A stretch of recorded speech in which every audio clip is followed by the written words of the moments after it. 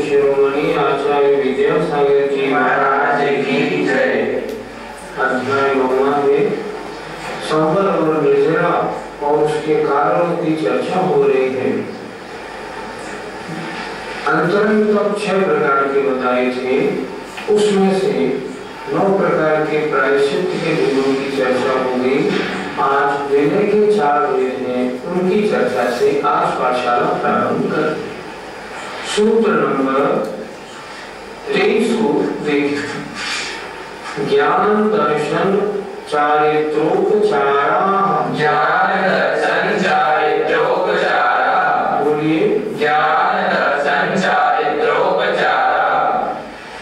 ज्ञान विनय, दर्शन विनय, चारित्र विनय और उपचार विनय, ये विनय के 4 भेद हैं। ज्ञान विनय, विनय पूर्वक शास्त्र स्वाध्याय करना, विनय पूर्वक मंगलाचरण पूर्वक स्वाध्याय शुरू करना, शास्त्र भक्ति पूर्वक स्वाध्याय पूरा करना। जब तक स्वाध्याय करें, स्वाध्याय के प्रति बिल्कुल मौन रहना, स्वाध्याय के कार्य में मौन से रहना, ये ज्ञान की विनय है। जो विशेष ज्ञानी है उनकी विनय करना, बड़े बड़े शास्त्रों को बारंबार नमस्कार करना, ये ज्ञान विनय है। दूसरी दर्शन विनय अर्थात सम्यक दर्शन की विनय करना। सम्यक दर्शन महान है। सम्यक दर्शन में मेरे सम्यक में कोई दोष ना लग जाए, अपने सम्यक को दोषों से बिल्कुल दूर करके और पवित्र बनाना, ये दर्शन विनय है। चारित्र विनय अपने चारित्र को निर्दोष रखना, चारित्र धारकों की अन्य की बड़ी विनय करना, चारित्र वालों की विनय करना, इसका नाम चारित्र विनय है। उपचार विनय अर्थात आचार्य उपाध्याय या अपने से जो बड़े साधु हैं उनके साथ चलने का मौका हो, उनके पीछे चलना, मंच पर आना हो, उनके पीछे पीछे आना, आहार में उनके बाद निकलना, उनकी सामने भी भक्ति करना, परोक्ष में भी उनकी भक्ति करना।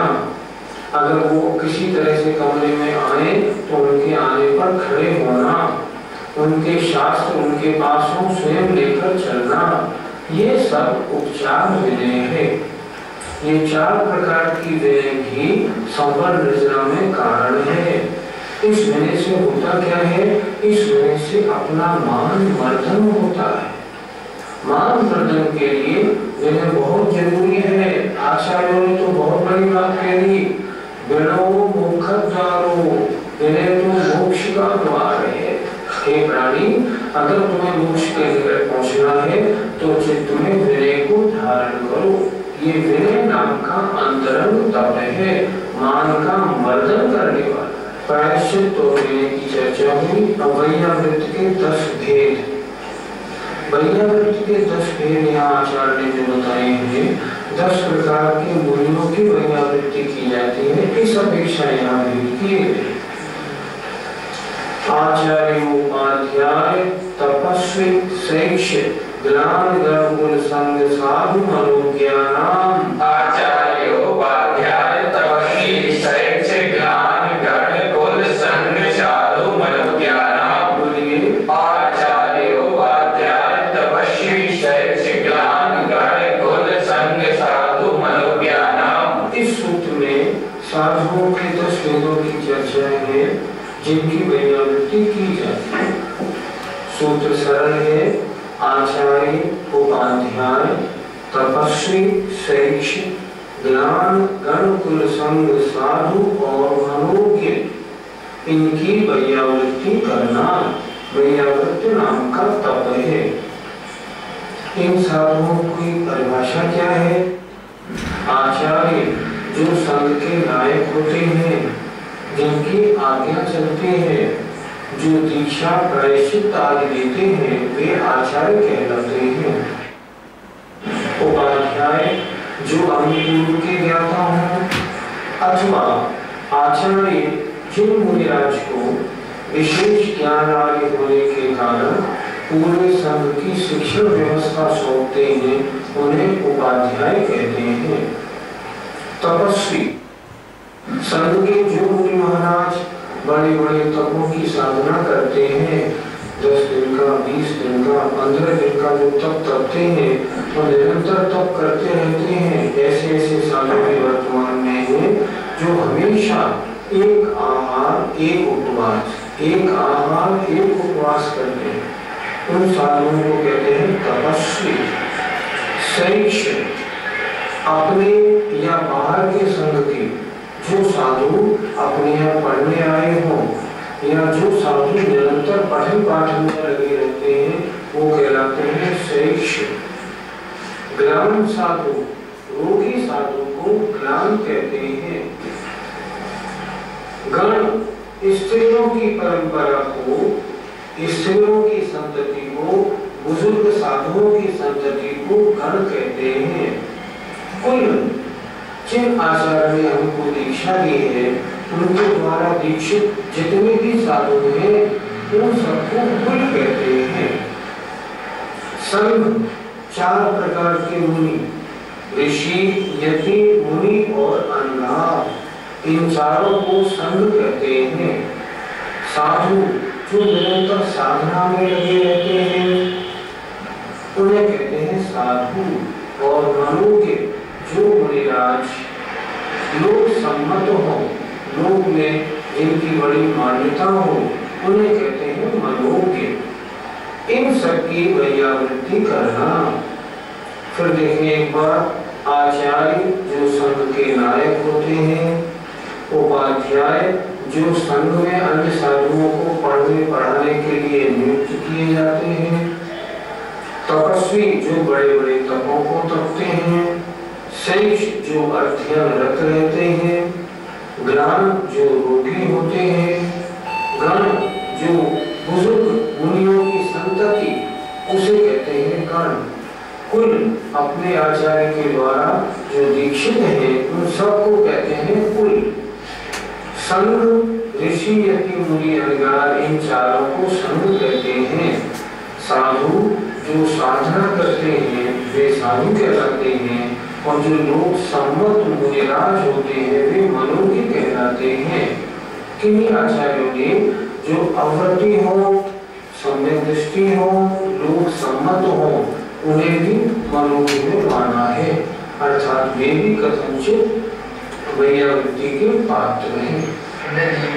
वैयावृत्ति किस तरह से करें? वैयावृत्ति एक तो साधु अन्य साधु की आपस में करते हैं। जैसे मान लो कोई साधु महाराज बीमार हो जाए, किसी के दर्द हो जाए, पीड़ा हो जाए, थकावट आदि हो जाए तो अन्य मुनिराज शुद्ध वस्तु और उनको लगा के मालिश आदि करके उनकी वैयावृत्ति करेंगे। दावना होगा उनकी पीठ पैर आदि को दावेंगे। अगर उनको बुखार आदि होगा तो उनकी यथोपचार करेंगे, उनके पास बैठेंगे। लेकिन वो ध्यान रखते हैं कि वैयावृत्ति करने में जो भी वस्तु प्रयोग हो वह रंच मात्र भी अशुद्ध या अमर्यादित नहीं, उसमें जीव हिंसा का प्रसंग नहीं होना चाहिए। इसका बहुत ध्यान रखा जाए। हम लोग जो वैयावृत्ति करते हैं बहुत तरह से करते हैं।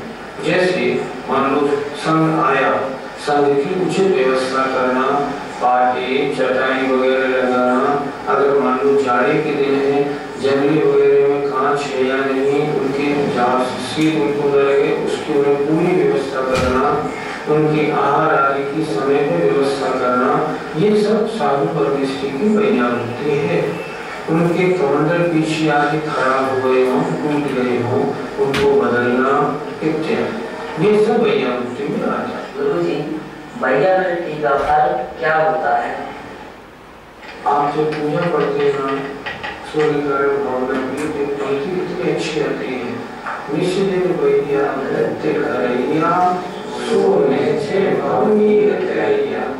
जो निश्चित रात वैयावृत्ति करते हैं वे निश्चय से संसार रूपी समुद्र से पार हो जाते हैं। अपने चारित्र की विशुद्धि होती है। निरंतर मुनिराजों की वैयावृत्ति करने वाला स्वयं भी चारित्र को धारण करता है। इसलिए वैयावृत्ति बहुत अच्छी है, हम सबको इसका ध्यान रखना चाहिए। अब स्वाध्याय तप अंतरंग तप है, इसके कितने भेद हैं? 5। कौन कौन से हैं? सूत्र नंबर 25 में कहे गए हैं। वाचना प्रच्छनानुप्रेक्षाम्नाय धर्मोपदेशाः। वाचना प्रच्छनानुप्रेक्षाम्नाय धर्मोपदेशाः। बोलिए। वाचना प्रच्छनानुप्रेक्षाम्नाय धर्मोपदेशाः। 5 भेद बताए। वाचना, प्रच्छना, अनुप्रेक्षा, आमनाय और धर्मोपदेश। स्वाध्याय के 5 भेद। पहला भेद वाचना, निर्दोष शब्द और अर्थ प्रदान करना। मुनि संघों में जो वाचना होती है ना, धवला की 5वीं पुस्तक की वाचना चल रही है, भगवती आराधना की वाचना चल रही है।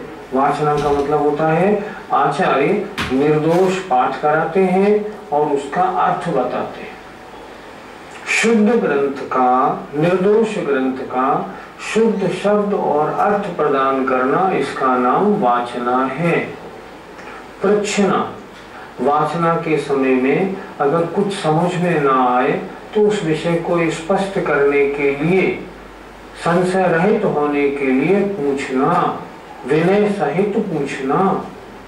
सामने वाले की परीक्षा नहीं लेनी है। देखें, इनको मेरे प्रश्न, जिस प्रश्न को मैं जानता हूँ, इन्हें कितना आता है, ये कितने पानी में है, नहीं, ऐसे नहीं। प्रश्ना, बड़ी विनय पूर्वक, अगर कोई विषय समझ में ना आए तो विनय पूर्वक पूछना, महाराज इस प्रश्न का, इस शब्द का क्या अर्थ बनता है? प्रश्न। अनुप्रेक्षा, आज जो शास्त्र में पढ़ा है उसका बार बार चिंतन करना। सोते समय, जगते समय निरंतर चिंतन करना, ये भी अनुप्रेक्षा नाम का स्वाध्याय है। आमनाय, शुद्ध उच्चारण करना। जैसे ऐसा होता है ना, कभी भक्तामृत स्तोत्र का पाठ करें तो भक्तामृत स्तोत्र का अगर आप पाठ कर रहे हैं, वह भी आमनाय नाम का स्वाध्याय है। आमनाय माने ग्रंथ शब्द, शास्त्र के शब्दों का, शास्त्र के पाठ का निर्दोष बार बार उच्चारण करना। और धर्मोपदेश, धर्म का उपदेश देना, प्रवचन करना, ये धर्मोपदेश कहलाता है। एक बार फिर देखें। वाचना, निर्दोष ग्रंथ का शब्द और अर्थ प्रदान करना, शास्त्र की वाचना करना, इसका नाम है वाचना स्वाध्याय। प्रच्छना, कुछ समझ में ना आए तो विनय पूर्वक पूछना। अनुप्रेक्षा, पढ़े हुए का बार बार चिंतन करना। आजकल ऐसा स्वाध्याय होता है जो मंदिर में पढ़ा, मंदिर से बाहर निकले और सब पढ़ा लिखा सब बेकार, सब भूल गए, ऐसे नहीं होता। स्वाध्याय का अर्थ, हम लोग जो स्वाध्याय करते हैं उसमें हमें थोड़ा बदलाव करना चाहिए। बदलाव कैसा करना चाहिए? पहले तो हम ये देखें कि हमारी बुद्धि के योग शास्त्र कौन से हैं। अगर बड़ा शास्त्र ले लेंगे तो हमें याद नहीं रहेगा। अगर केवल सारे जीवन हम प्रथमानुयोगी पढ़ते रहेंगे तो ज्ञान की वृद्धि नहीं होगी। हमें क्या करना चाहिए? चारों अनुयोगों के ग्रंथों का स्वाध्याय करना चाहिए और अपनी बुद्धि के अनुसार धीरे धीरे आगे बढ़ते हुए स्वाध्याय करना चाहिए। स्वाध्याय कायदे से कैसे होता है? सामूहिक होता है, तब स्वाध्याय आनंदकारी होता है। स्वाध्याय नाम का तप है। आचार्यों ने क्या लिखा है? स्वाध्याय परमं तपः। स्वाध्याय को परम तप क्यों लिखा और तपों से इसको महत्व ज्यादा क्यों दे दिया? हम ध्यान, यद्यपि सबसे बड़ा तप तो ध्यान है, लेकिन ध्यान करने बैठते हैं तो मन को रोकना बहुत मुश्किल होता है। लेकिन अगर हम स्वाध्याय में बैठ जाएं, गुरुदेव कुछ पढ़ा रहे हो, उनके पढ़ने में बैठ जाएं, तब क्या होता है? घंटे 2 घंटे हमारा मन आराम से लगा रहता है, कोई अंतर नहीं पड़ता, यही नहीं मालूम पड़ता 1 घंटा 1.5 घंटा कहाँ बीत गया। हम लोग शिविर लगाते हैं, 1.5 घंटे 2 घंटे की मालूम ही नहीं पड़ती, एक क्लास होती है। इसलिए उन्होंने कहा स्वाध्याय मन की एकाग्रता का मुख्य कारण है। ध्यान में वर्तमान समय में मन नहीं लगता, इसलिए स्वाध्याय परम तप है। अब जो पढ़ लिया है उसका बार बार चिंतन करना चाहिए। आज मैंने सुबह स्वाध्याय में क्या पढ़ा, आज गुरुदेव ने आज इस ग्रंथ का स्वाध्याय में हमें क्या बात नहीं बताई। अनुप्रेक्षा, आमनाय जो पढ़ा है उन सूत्रों का, उन गाथाओं का विधि पूर्वक शुद्ध उच्चारण करना, आमनाय, और धर्मोपदेश, धर्म का उपदेश देना। इस प्रकार ये स्वाध्याय तप है और 5 प्रकार का होता है। जितने समय तक स्वाध्याय किया जाता है उतने समय तक निरंतर शुभ उपयोग बना रहता है, उतने समय तक पंचेंद्रियों के विषय का निग्रह होता है, मन की एकाग्रता बनती है, ज्ञान की वृद्धि होती है, ज्ञानावरण कर्म का क्षयोक्षम बढ़ता है। अगर स्वाध्याय न करें तो ज्ञान की वृद्धि न हो तो आगे कैसे बढ़े आदमी। इसलिए स्वाध्याय तप तो बहुत विशेषता रखता है। अंतरंग तप का 5वां भेद है व्युत्सर्ग। उसके कितने भेद होते हैं इसके लिए अगला सूत्र देखते हैं। बाह्याभ्यंतरो पद्यो, बोलो, दो भेद होते हैं, बाह्य उपध्यो और अभ्यंतर उपध्यो, अर्थात बाह्य उपाधि का त्याग और अंतरंग उपाधि का त्याग।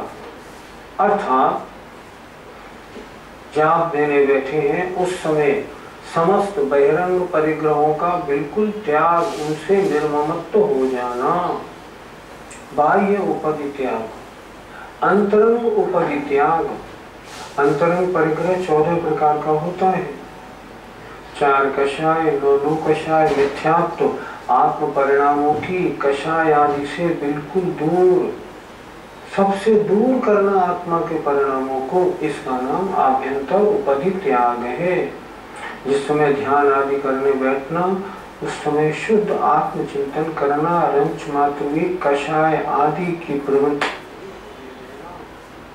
सांसारिक विकल्पों का अभाव बनाना, इसका नाम आभ्यंतर उपाधि त्याग है। समस्त से अहंकार, ममकार सबका छोड़ देना, इसका नाम आभ्यंतर उपाधि त्याग है। इस प्रकार व्युत्सर्ग तप 2 प्रकार का होता है। अंतरंग तप में 5 तपों की चर्चा हो गई। अब अंतिम तप बचा ध्यान, उसकी चर्चा आचार्य सूत्र नंबर 27 में कर रहे हैं। उत्तम सननस्य एकाग्र चिंता निरोधो ध्यान मांतर मुहूर्तात्। उत्तम सननस्य एकाग्र चिंता निरोधो ध्यान मांतर मुहूर्तात्। बोलो, उत्तम सननस्य एकाग्र चिंता निरोधो ध्यान मांतर मुहूर्तात्। सूत्र को थोड़ा अलग अलग करके एक एक शब्द का अर्थ देखते हैं। उत्तम संगनस्य, उत्तम सहनन वाले जीव का, एक अग्र, एक वस्तु, एक द्रव्य पर चिंता निरोधो, चिंतवन का एकाग्र कर लेना, एक वस्तु के ऊपर चिंतवन को रोक देना, ध्यानम, इसका नाम ध्यान है। कितने समय तक होता है? अंतर्मुहूर्तात्, अंतर मुहूर्त के लिए होता है, इससे ज्यादा। फिर देखें, उत्तम सननस्य, उत्तम सहनन वाले जीव का। उत्तम सहनन कौन कौन से हैं? आदि के 3, वज्रवृषभ नाराज सहनन, वज्र नाराज सहनन और नाराज सहनन। ध्यान के पात्र ये 3 ही मुनि महाराज हैं, 3 सहनन वाले ही होते। तो क्या लिखा? उत्तम सननस्य, उत्तम सहनन वाले जीव का, एकाग्र चिंता निरोधो, एक वस्तु के ऊपर चिंतवन का रुक जाना, इसका नाम ध्यान है। और यह अंतर्मुहूर्तात्, अंतर्मुहूर्त के लिए होता है। यहाँ ध्यान के पात्र उत्तम सहनन वालों को क्यों बताया?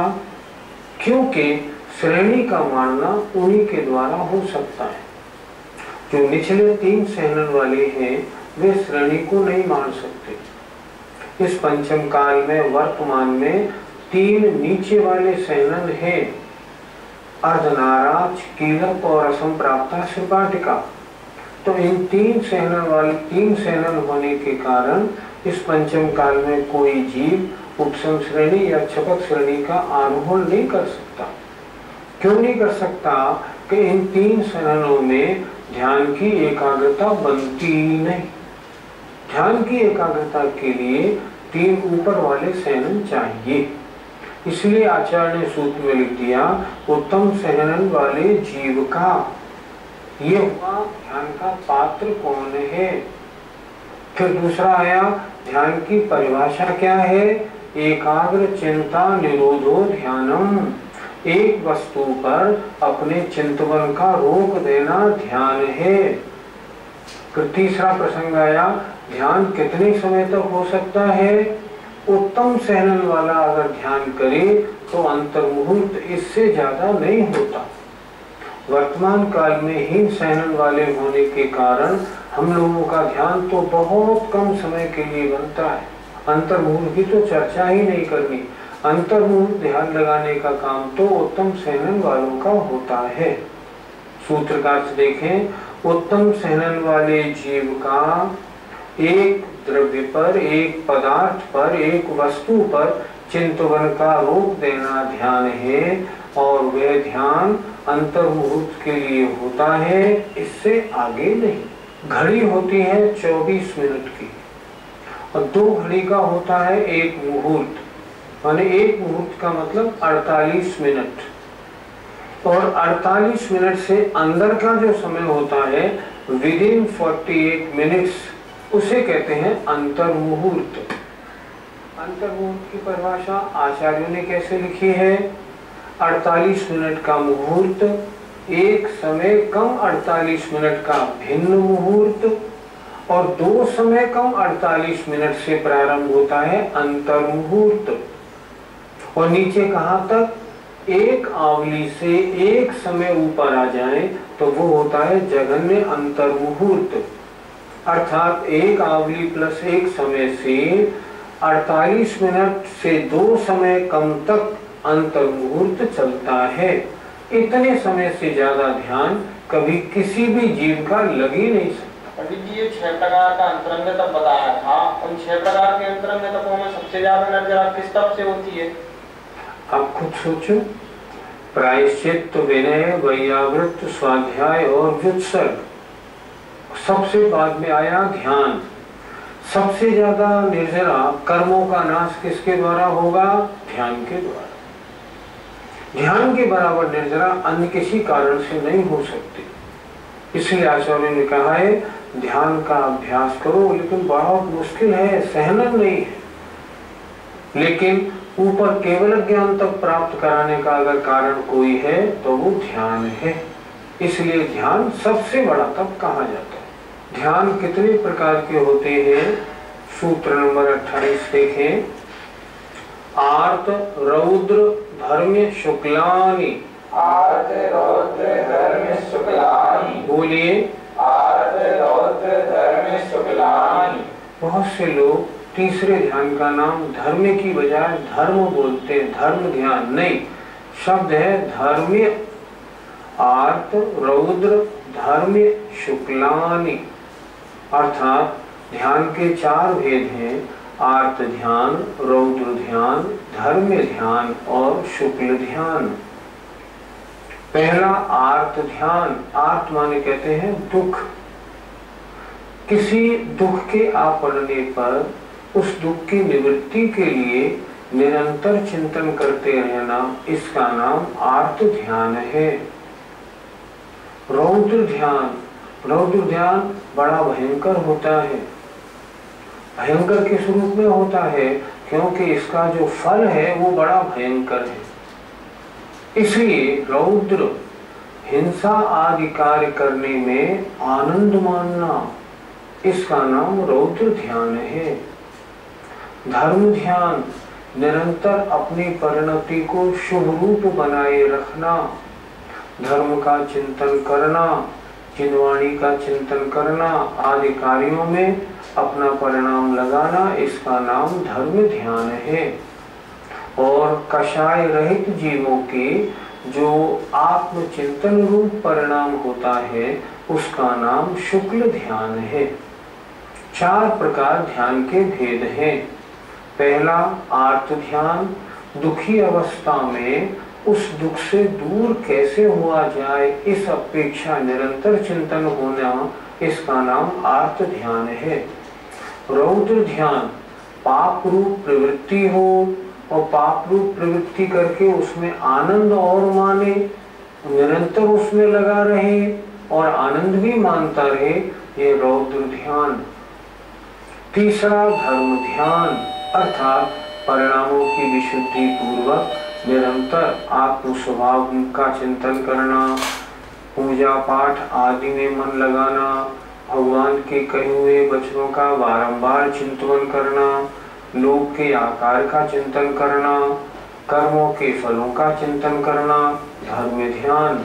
और कषाय रहित अवस्था में आत्मचिंतन या पद आदि का चिंतन करना, इसका नाम शुक्ल ध्यान है। तो आपने ध्यान बताए हैं, उनमें कौन ध्यान ये है एवं कौन उपाधि है?